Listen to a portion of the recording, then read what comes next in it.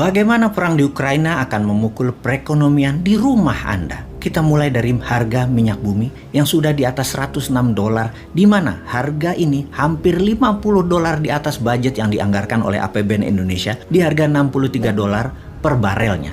Anggaran per tahun belanja BBM lebih dari 300 triliun jika diimpor sebanyak 800.000 barel per harinya. Naiknya harga minyak bumi akan membuat kantong APBN jebol, tombok nambah 200 triliunan rupiah lagi jika minyak bumi harganya di atas $125 per barel bertahan terus selama beberapa bulan ke depan bahkan hingga akhir tahun. Sebaiknya harga jual BBM bahkan disarankan di atas 18.000 atau 20.000 per liternya di SPBU. Ini semua hanya asumsi, namun kita menengok fakta sekarang.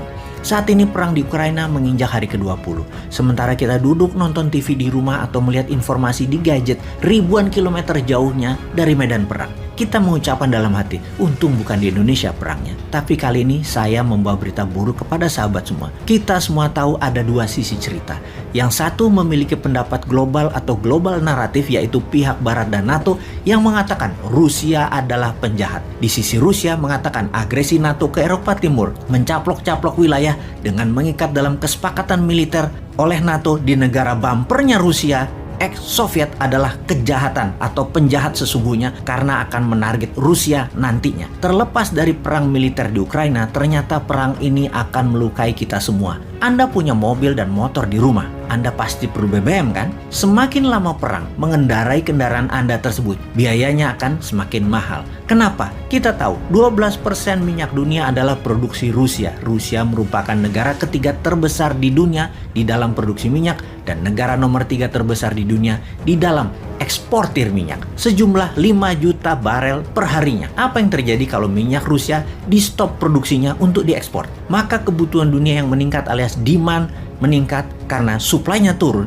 maka secara alami akan meningkatkan harga minyak bumi di pasaran. Diperkirakan kalau Rusia stop produksi dan negara OPEC tidak meningkatkan produksi, maka harga minyak dunia akan tembus $140 per barelnya. Ketika harga minyak meningkat, biaya transportasi meningkat tajam. Biaya mobil, truk, kereta api, pesawat terbang, biaya distribusi, biaya angkutan, semua naik tajam. Artinya apa? Semua barang menjadi lebih mahal. Harga barang menjadi mahal semuanya. Harga makanan, harga kebutuhan pokok, semua jadi mahal. Intinya, ketika harga minyak bumi meningkat, semua harga-harga meningkat. Pertanyaan lain lagi, seberapa mahal kenaikan itu terjadi? Dalam statistik bernegara, rata-rata setiap kenaikan $10 per barel akan meningkatkan 1-2% inflasi. Maka ketika dari $63 ke $105 per barelnya, naiknya $40, maka dipastikan inflasi Indonesia akan naik minimum 4-8%. Meningkatnya inflasi di Indonesia. Kita ke Rusia yang terkena sanksi ekonomi. Bank Rusia kena sanksi ekonomi dari negara G7 dan dari banyak negara lainnya. Bank-bank milik Rusia tidak bisa lagi memakai SWIFT, Interbank Transaksi Internasional. SWIFT adalah singkatan dari Society for Worldwide Interbank Financial Telecommunication. Dengan Bank Rusia tidak bisa aman lagi atau tidak secure lagi transaksinya, maka tidak bisa lagi bertransaksi secara luas ke seluruh dunia. Sesungguhnya pada saat ini minyak Rusia belum kena sanksi, namun produksinya sudah mulai diturunkan. Dan efek SWIFT diblok plus transaksi turun itu akan memukul harga minyak. Lalu ada boikot perdagangan atas produk-produk Rusia lainnya. Kita kembali ke gas dulu. 40% gas Rusia itu melalui pipa melalui daratan Ukraina ke Eropa Barat. Dan saat ini suplai gas ke Eropa Barat mulai terganggu, bahkan sudah mulai ada yang shutdown.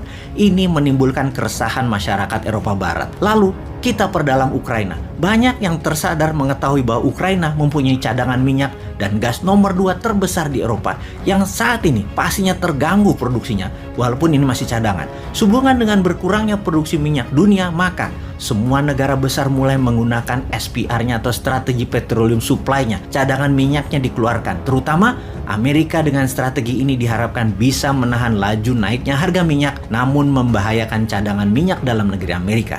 Apalagi yang paling ditakutkan oleh dunia selain kenaikan harga minyak bumi dan gas, juga mengganggu distribusi pengadaan oil and gas tersebut. Ya benar, food supply. Kita semua tahu Ukraina adalah pengekspor dan penyedia 50% sunflower oil atau minyak bunga matahari. Saat ini penjualannya nol, shutdown shippingnya. Karena kapal laut di Laut Hitam diblokade Dan kota Mariupol adalah kota utama selain Odessa sebagai pelabuhan besar Ukraina sudah ditaklukkan Rusia. Odessa tinggal menunggu waktu ditaklukkan. Odessa adalah pelabuhan kontainer terbesar Ukraina. Sebentar lagi banyak rumah tangga dunia akan kekurangan minyak goreng sunflower ini. Karena itu tidak heran kelapa sawit di Indonesia musnah. Salah satunya adalah dijadikan pengganti sunflower oil di banyak negara, khususnya India, yang 70% rumah tangga India memasak menggunakan sunflower oil ini. Sementara Rusia juga penghasil minyak bunga matahari ini juga kena sanksi ekonomi. Dan dunia saat ini menggunakan sunflower oil jika memasak adalah pangsa pasar 60% di dunia. Yang artinya memasak di rumah harga gorengannya menjadi semakin mahal. Harga tumis-tumisan menjadi semakin mahal. Jagung juga merupakan ekspor dari Ukraina yang merupakan pengekspor nomor 5 terbesar di dunia. Bersama Rusia, Ukraina mengekspor 19% kebutuhan jagung dunia yang semuanya stuck, tidak bisa terdistribusikan. Hal ini mempengaruhi pakan ternak, makanan ternak, sirup jagung, cornflake, dan macam-macam lagi kebutuhan turunannya. Kemana jagung Ukraina dan Rusia itu berlabuh? Terbesar ke Tiongkok. Satu lagi, gandum. Rusia merupakan produsen gandum yang menyuplai 20% kebutuhan dunia, di mana Ukraina juga merupakan penyuplai 10% kebutuhan dunia. Keduanya dikombinasikan merupakan penyedia 30% kebutuhan dunia. Kemana gandum tersebut dikirimkan? 70% adalah ke negara Barat Asia dan Afrika, di mana negara-negara tersebut jika ingin memasak pasta, roti cane, pizza, dan berbagai jenis roti, negara Turki, Mesir, Sudan, Nigeria, Sri Lanka akan merasakan dampak negatif tersebut. Teringat gandum Rusia yang kena musibah kering akibat terkena serangan harps. Walau serangan ini tidak diakui sebagai serangan perang cuaca, namun gagal panen gandum di Rusia pada tahun 2010 memicu Arab Spring 2010 dan 2011 yang menumbangkan banyak kepala negara di daerah Arab tersebut termasuk Mesir. Karena masalah gandum.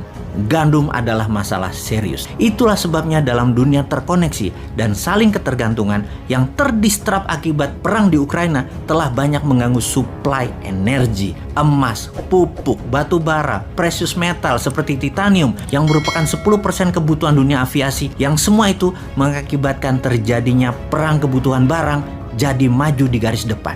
Sudahkah Indonesia paham? Paham kalau produksi barang jadi maju di garis depan?